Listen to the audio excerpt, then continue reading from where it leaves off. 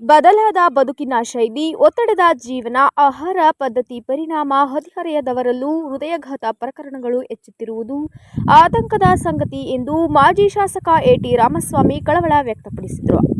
ತಾಲೂಕಿನ ಮುದ್ದನಹಳ್ಳಿಯಲ್ಲಿರುವ ಶ್ರೀ ಅರಸಿಕಟ್ಟೆ ಅಮ್ಮ ದೇವಾಲಯದ ಸಾಂಸ್ಕೃತಿಕ ಭವನದಲ್ಲಿ ಶನಿವಾರ ದೇವಾಲಯ ಸಮಿತಿ ವತಿಯಿಂದ ಹಮ್ಮಿಕೊಂಡಿದ್ದ ಹೃದಯ ಉಚಿತ ತಪಾಸಣೆ ಶಿಬಿರಕ್ಕೆ ಚಾಲನೆ ನೀಡಿ ಮಾತನಾಡಿದ ಅವರು, ಕುಡಿಯುವ ನೀರು ಸಹ ಕಲುಷಿತವಾಗಿದೆ. ತಿನ್ನುವ ಆಹಾರದಲ್ಲಿ ವಿಷಯುಕ್ತ ಅಂಶಗಳು ಸೇರಿವೆ.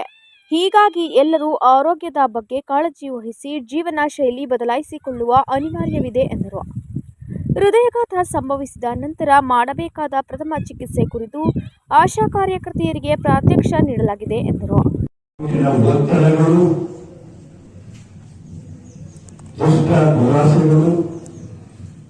ನಮ್ಮ ಸುತ್ತಮುತ್ತಲಿನ ಎಲ್ಲ ಪರಿಸರವೂ ಕೂಡ ಅನೇಕದಿಂದ ಕೂಡಿದೆ. ನಾವು ಕುಡಿಯುವ ಗಾಳಿಯೂ ಕೂಡ ವಿಷಪೂರಿತಾಗಿತ್ತು. ಕುಡಿಯುವ ನೀರು ಕೂಡ ಸ್ವಚ್ಛವಾಗಿಲ್ಲ. ನಾವು ತಿನ್ನುವ ಆಹಾರ ಕೂಡ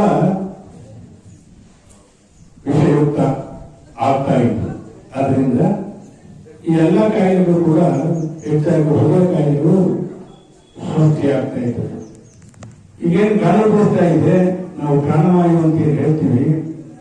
ಇದರಲ್ಲಿ ಹಲವಾರು ಹಾನಿಕಾರಕ ಅಂಶಗಳು ಸೇರಿಕೊಂಡು ಅದು ಶ್ವಾಸಕೋಶಕ್ಕೆ ಹೋಗಿ, ಶ್ವಾಸಕೋಶದ ಮೂಲಕ ರಕ್ತಕ್ಕೆ ಹೋಗಿ ಕೆಲವು ಮಾರಣಾಂತಿಕ ಕಾಯಿಲೆಗಳು ಕೂಡ ಸೃಷ್ಟಿಯಾಗ್ತಾ ಇದ್ದಾವೆ.